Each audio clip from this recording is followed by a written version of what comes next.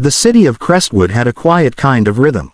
Early mornings were punctuated by the occasional blare of a horn, the chatter of street vendors, and the hum of buses trundling along narrow streets.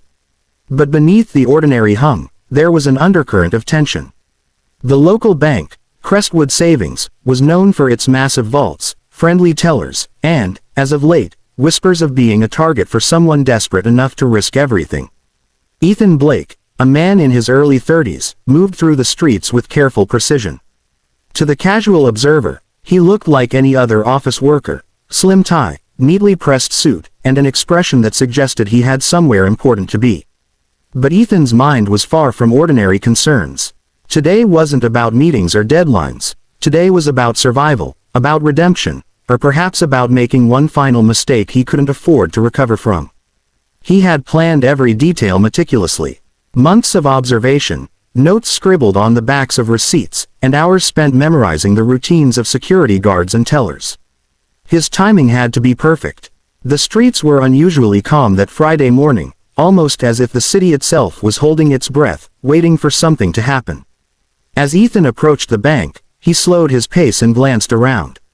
The sun glinted off the polished windows, reflecting the city skyline. He could feel his pulse quicken, not with fear, but with a strange, anxious anticipation. Today was more than just a heist, it was a statement.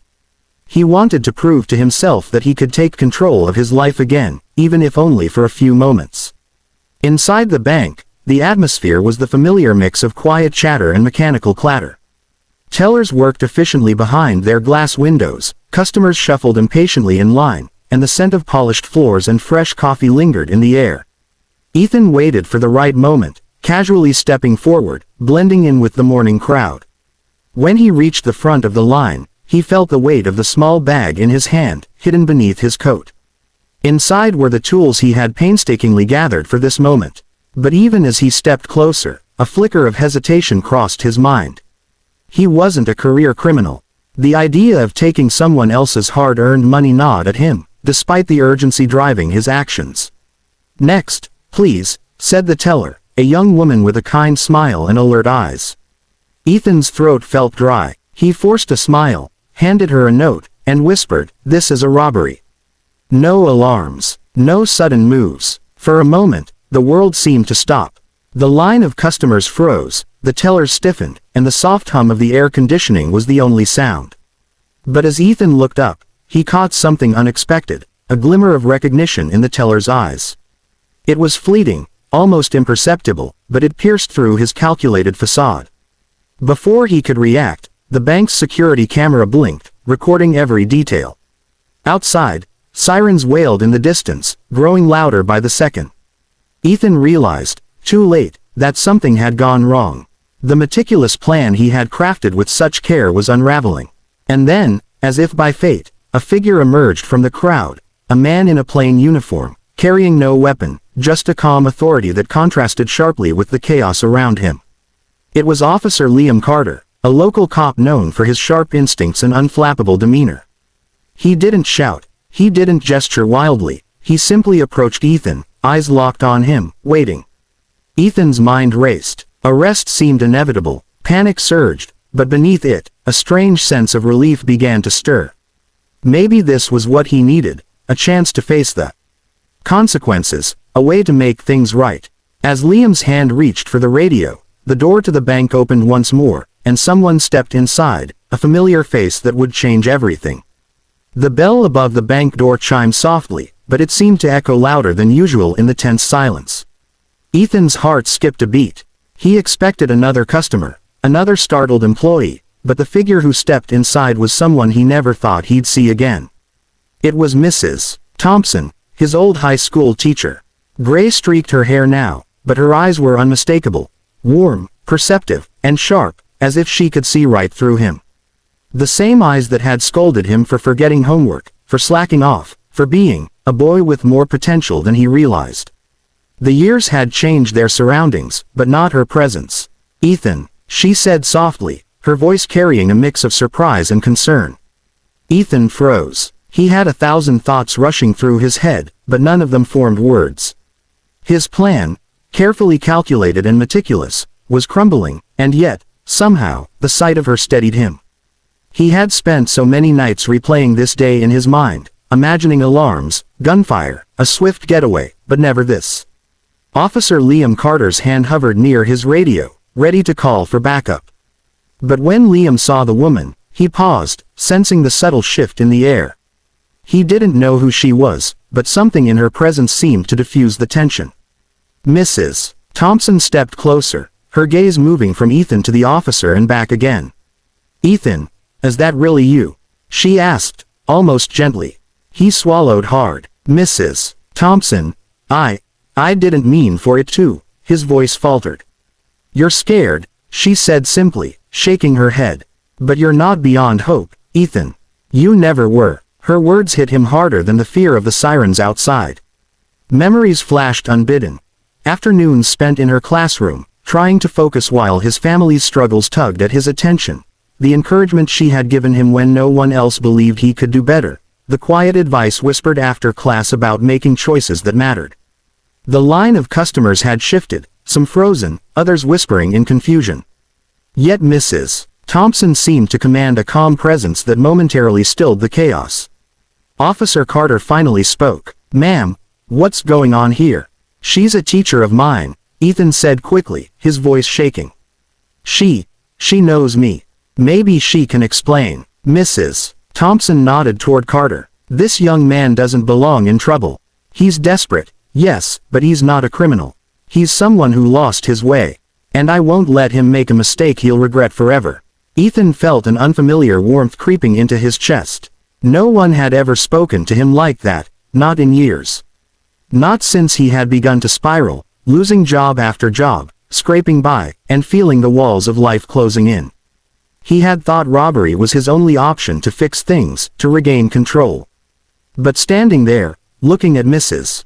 Thompson, he realized he didn't have to face this alone. Officer Carter's stance softened, just slightly. He lowered his hand from the radio, sensing that the situation wasn't what it seemed. He glanced at Ethan, then at the woman in front of him, weighing his next move. "Ethan," Mrs. Thompson said, placing a gentle hand on his arm, "come with me. You don't have to do this. We can find another way. I'll help you." It was an offer, a lifeline, and it shook something loose inside him. For the first time that day, he didn't feel trapped. Fear was still there, but hope, fragile and bright, started to seep in. He glanced at the small bag in his hand, the tools of a desperate plan that had nearly ruined everything. His grip loosened. The world seemed to tilt slightly, the weight of his choices pressing down, but somehow lighter with the presence of someone who still believed in him. Ethan took a deep breath, looked at Officer Carter, and then at Mrs. Thompson. I don't know if I can do this alone," he admitted, his voice trembling. "You won't have to," she said firmly, smiling gently.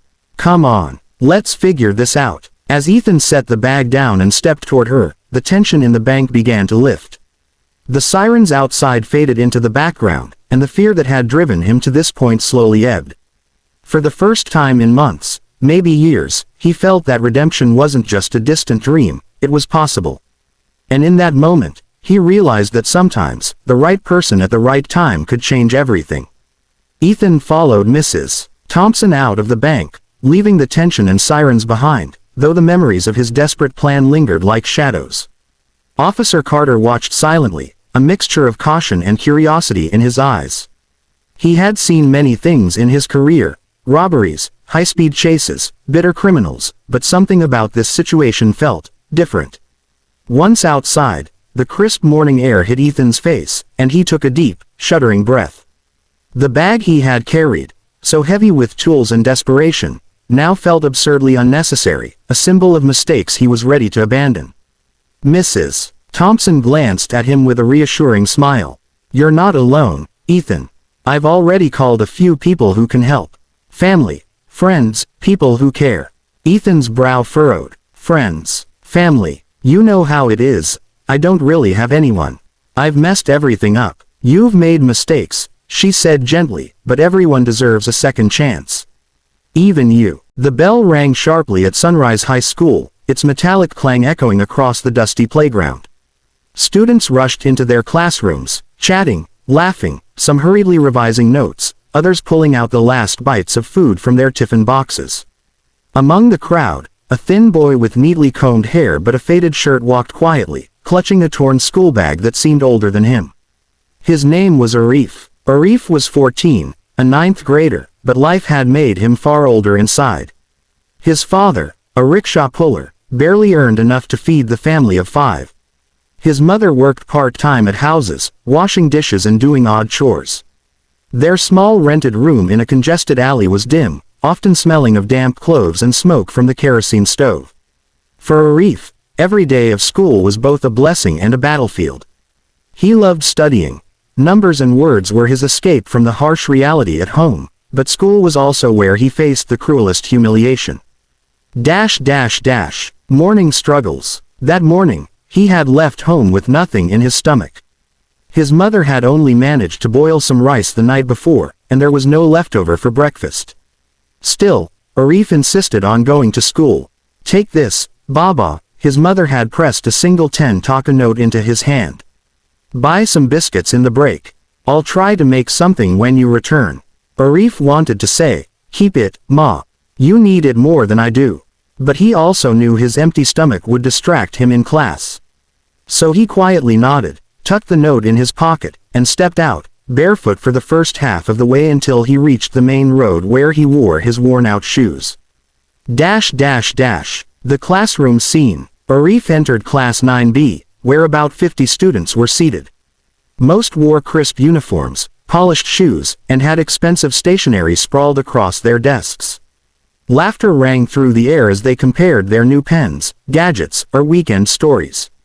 Arif chose his usual spot, the last bench, corner seat.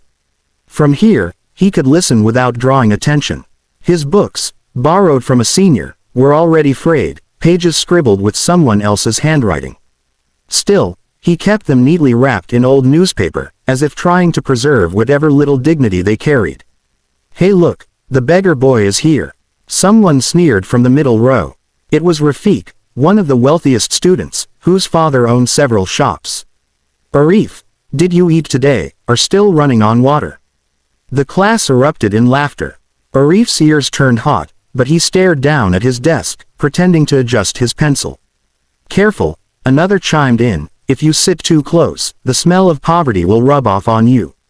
Again, laughter.